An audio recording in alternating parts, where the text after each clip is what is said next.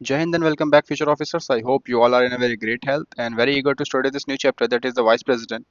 अब आपने प्रेसिडेंट तो पढ़ लिया एंड आई रियली होप कि आपने प्रेसिडेंट बहुत ही अच्छे से पढ़ लिया। लास्ट वीडियो आप बिल्कुल पढ़ने के बाद ही यहाँ आए हैं। अगर नहीं आए तो आई रिक्वेस्ट यू ऑल कि प्लीज़ आप पहले प्रेसिडेंट पढ़ लो, उसके बाद ही वाइस प्रेसिडेंट पे आओ, क्योंकि जिस तरीके से इलेक्शन है और जो भी टर्म है मैंने बहुत ही एग्जाम्पल्स के साथ, रियल लाइफ एग्जाम्पल्स के साथ आपको मैंने बताया था प्रेसिडेंट, तो वो आपको बहुत ही ज़्यादा हेल्प करेगा। अदरवाइज कुछ चीज़ें ऐसी होंगी जो आपको यहाँ पे समझ में नहीं आएंगी। इसलिए I request you all to please go through the president chapter first, then continue with this vice president. So, without wasting any further time, let's deep dive into this chapter that is the vice president. Vice president की बात करते हैं तो vice president, आपका president सबसे precedence में government sector में बताया गया था। रैंकिंग में सबसे ऊपर कौन होते हैं? फर्स्ट पे आपके होते हैं प्रेसिडेंट। सेकंड पे कौन होंगे? Vice president.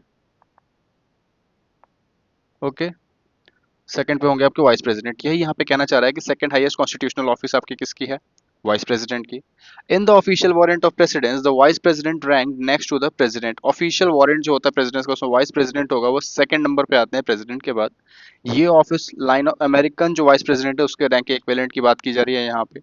इलेक्शन किस तरीके से होता है वाइस प्रेसिडेंट का, यही वो टॉपिक है जिसके लिए मैंने बोला आपको प्रेसिडेंट पढ़ के आए हो, एंड आई रियली होप आपने अभी तक पढ़ के ही आए होगे। तो just like the president, the vice president is also chooses through the, ये भी इनडायरेक्ट इलेक्शन के थ्रू ही चूज किए जाते हैं। और जो मेंबर वोट करते हैं वाइस प्रेसिडेंट के लिए, वो भी एक इलेक्टोरल कॉलेज बनाते हैं। अब बात करते हैं कि इलेक्टोरल कॉलेज कौन कौन आता है इलेक्टोरल कॉलेज में। The electoral college for the vice president consist of the member of both houses, that is the Lok Sabha and the Rajya Sabha, दोनों के मेंबर होते हैं। अब इलेक्टोरल कॉलेज जो होता है ना, दो तरीके से डिफरेंट है प्रेसिडेंट से। अब क्या है, it include both elected and nominated member. President में हमने पढ़ा था नॉमिनेटेड नहीं था इलेक्शन में ना, यहाँ पे नॉमिनेटेड भी है दोनों। For the of the parliament, that is Lok Sabha and the Rajya Sabha. For the president only the elected members can vote, ये आपने बहुत अच्छे से पढ़ा था पिछले वीडियो में। It does not include the members of the state legislative assembly, L A, L C, याद है ट्रिक जो बताया था हमने? तो यही बता रहा है कि स्टेट लेजिस्लेटिव असेंबली के जो मेंबर्स होते हैं वो पार्ट नहीं लेते हैं। For the president elected MLAs are a key part of the electoral college, याद है ना एलएएलसी।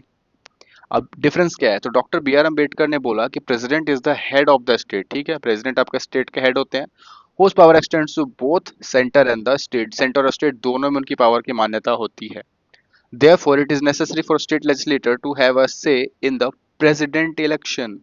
बट वाइस प्रेसिडेंट का जो नॉर्मल फंक्शन होता है वो क्या है?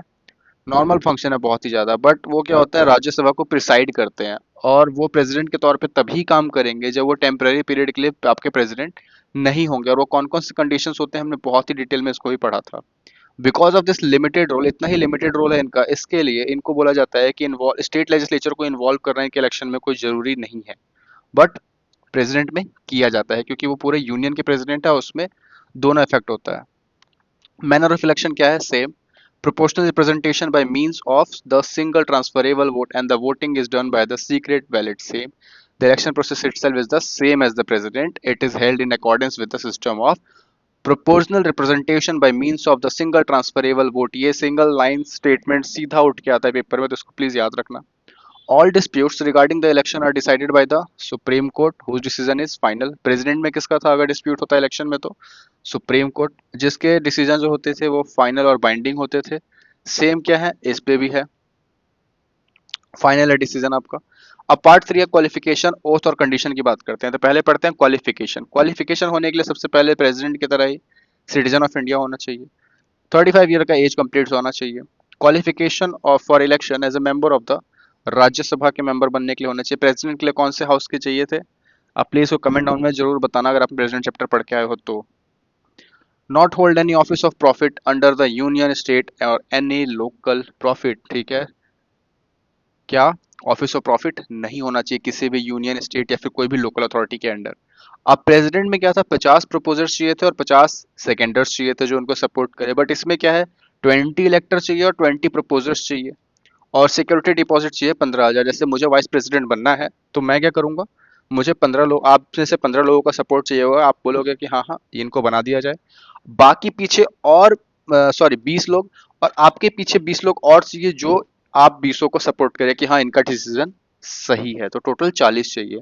और मुझे 15,000 का एक डिपॉजिट भी करना पड़ेगा आरबीआई के साथ, ताकि मैं एलिजिबल हो सको इलेक्शन लड़ने के लिए। अब आती है बारी ओथ और अफर्मेशन की। तो before entering the office, office enter करने से पहले वाइस प्रेसिडेंट एक ओथ लेते हैं, जो कि एडमिनिस्टर कौन करवाता है आपको? प्रेसिडेंट। और समवन अपॉइंटेड बाय हिम, ये भी इंपॉर्टेंट है, ये लिख लेना कि वो जिसको भी अपॉइंट करें उसके थ्रू भी करवाया जा सकता है या फिर प्रेसिडेंट करवाते हैं। और प्रेसिडेंट के केस में ओथ कौन दिलवाता था? सुप्रीम कोर्ट के जज, chief justice of India. It bears true faith and allegiance to the constitution of India, ये इनके ओथ के लाइंस हैं। फेथफुली डिस्चार्ज करेंगे ड्यूटीज ऑफ द ऑफिस। अब कंडीशन ऑफ द ऑफिस क्या है? तो the constitution lays down two main condition, दो मेन कंडीशन रखी गई है वाइस प्रेसिडेंट के ऑफिस के लिए। The vice president should not be a member of either house of the parliament or a state legislature. Vice president बनने के बाद उनको किसी भी हाउस का कोई मेंबर नहीं होना होगा। If such a person is elected, they are deemed to have vacated their seat in that house upon entering the office of vice president. मान लो कोई इनमें से किसी का पार्लियामेंट के हाउस का मेंबर है या फिर स्टेट लेजिस्लेचर का मेंबर है और वो वाइस प्रेसिडेंट बन गया, तो उसको ऑफिस में अपने एंटर करने से पहले अपनी वो पोस्ट वेकेट करनी पड़ेगी। They should not hold any other office of profit, ठीक है। ये कंडीशंस है। कॉन्स्टिट्यूशन में कितने कंडीशंस बताए गए हैं वाइस प्रेसिडेंट बनने के लिए? दो कंडीशन। अब कंडीशन पढ़ लिया हमने, क्वालिफिकेशन पढ़ लिया, अब बात यह है टर्म ऑफ ऑफिस क्या है इनकी। वाइस प्रेसिडेंट टर्म होल्ड करते हैं 5 साल के लिए, जो राष्ट्रपति भी करते हैं आपके। They can resign at any time by addressing their resignation letter sorry to the president. President को अपना रेजिग्नेशन लेटर देंगे। प्रेसिडेंट अपना रेजिग्नेशन लेटर किसको देंगे? वाइस प्रेसिडेंट को। वाइस प्रेसिडेंट किसको देंगे? प्रेसिडेंट को। ये दोनों आपस में ही कर लेते हैं।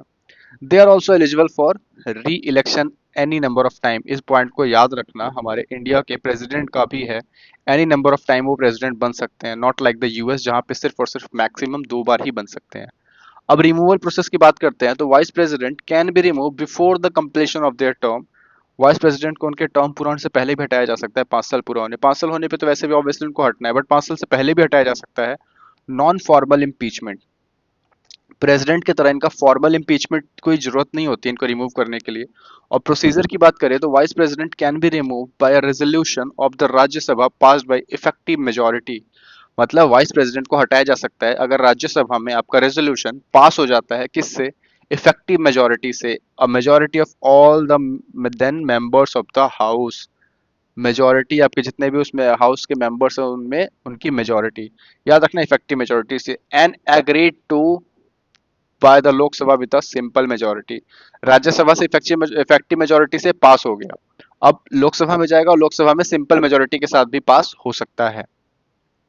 अब की पॉइंट्स कुछ कुछ, the resolution for removal can only be introduced in the Rajya Sabha not the Lok Sabha. बताया ना, इफेक्टिव मेजोरिटी से आपको राज्यसभा में और लोकसभा में सिर्फ और सिर्फ सिंपल मेजोरिटी से। जबकि प्रेसिडेंट में दोनों हाउस में इनिशिएट हो सकता था, बट वाइस प्रेसिडेंट में सिर्फ और सिर्फ राज्यसभा में इनिशिएट होता है, क्योंकि राज्यसभा के आपके चेयरमैन कौन होते हैं? Vice president.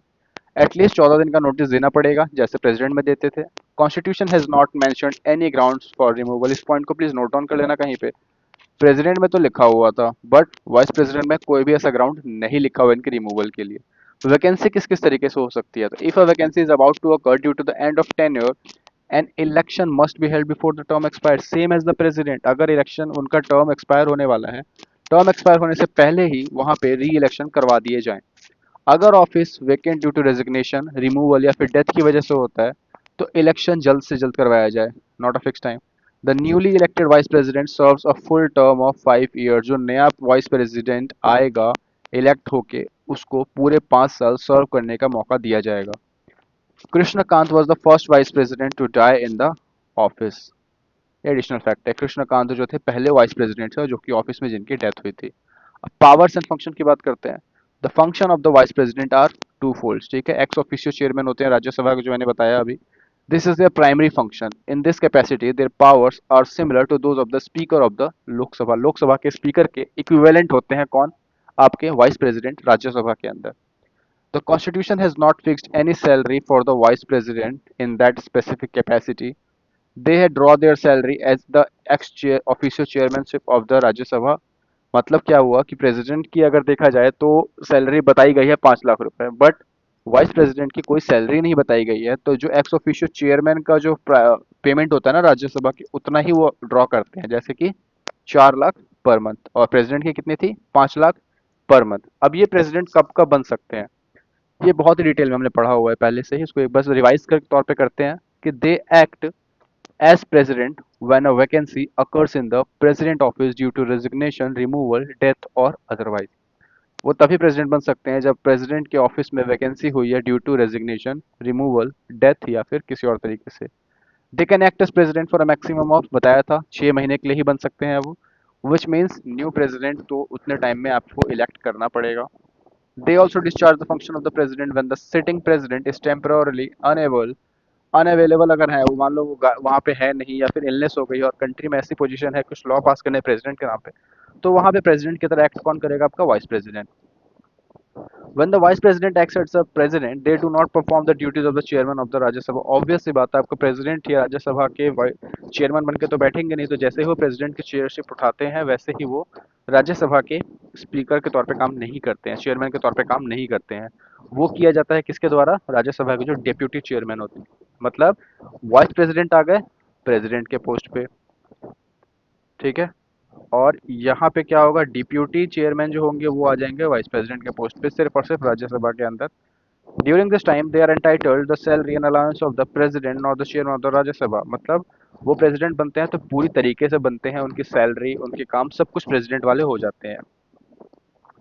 अब एक लास्ट टॉपिक है कि इंडिया और अमेरिका के वाइस प्रेसिडेंट की क्या डिफरेंसेस है। तो while the Indian president vice president is modelled on the American one, American के तरह ही बनाया गया है इंडिया का वाइस प्रेसिडेंट भी, बट कुछ डिफरेंसेस भी हैं। कैसे, अमेरिकन वाइस प्रेसिडेंट जो होते हैं वो प्रेसिडेंट बनते हैं जब ऑफिस वैकेंट हो जाती है और remain president for the rest of the unexpired term of their procedure. मतलब जो पहले राष्ट्रपति थे ना, उनकी जगह जित मान लो अगर 3 साल वो सर्व कर चुके हैं और उनके 2 साल बची हुई है, जितना भी टाइम बचा हुआ है, तो वाइस प्रेसिडेंट जब प्रेसिडेंट बनेंगे तो सिर्फ और सिर्फ उतने टर्म के लिए ही सर्व करेंगे। बट इंडियन में क्या होता है कि acting president until a new president, वो सिर्फ एक्टिंग प्रेसिडेंट के तौर पे काम करते हैं, मतलब नया प्रेसिडेंट इलेक्ट होने तक।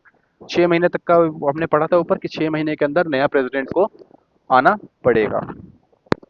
Because the Constitution has not assigned any significant function to the Vice President in that specific capacity, some scholars have referred to office as his superfluous highness के नाम पे भी इसको बोला जाता है, क्योंकि इनकी कोई पर्टिकुलर टास्क नहीं बताया गया है, बस एक राज्यसभा के चेयरमैन के तौर पे इसका मोस्टली काम है, इसलिए इनको इस तरीके से टाइटल भी दिया जाता है, हिज सुपरफ्लस हाइनेस। अगर बोला जाए किसको बोला जाता है तो वाइस प्रेसिडेंट के ऑफिस को बोला जाता है। The office was created primarily to maintain the political continuity of the Indian state. जब प्रेसिडेंट ना हो तो प्रेसिडेंट की चेयर कभी भी कंट्री में खाली नहीं होगी, इसके लिए वाइस प्रेसिडेंट की पोजीशन बनाई गई थी। So this was a very short and basic, very detailed topic that is the vice president, and I hope आपने प्रेसिडेंट पढ़ा होगा तो ये टॉपिक आपको बहुत ही इजीली समझ में आया होगा और बहुत अच्छे से समझ में आया होगा। If you have any single doubt kindly comment down, I will love to solve your queries. Till then take care of your health, take care of your family's health, stay motivated, stay hydrated. Signing off, Jai Hind.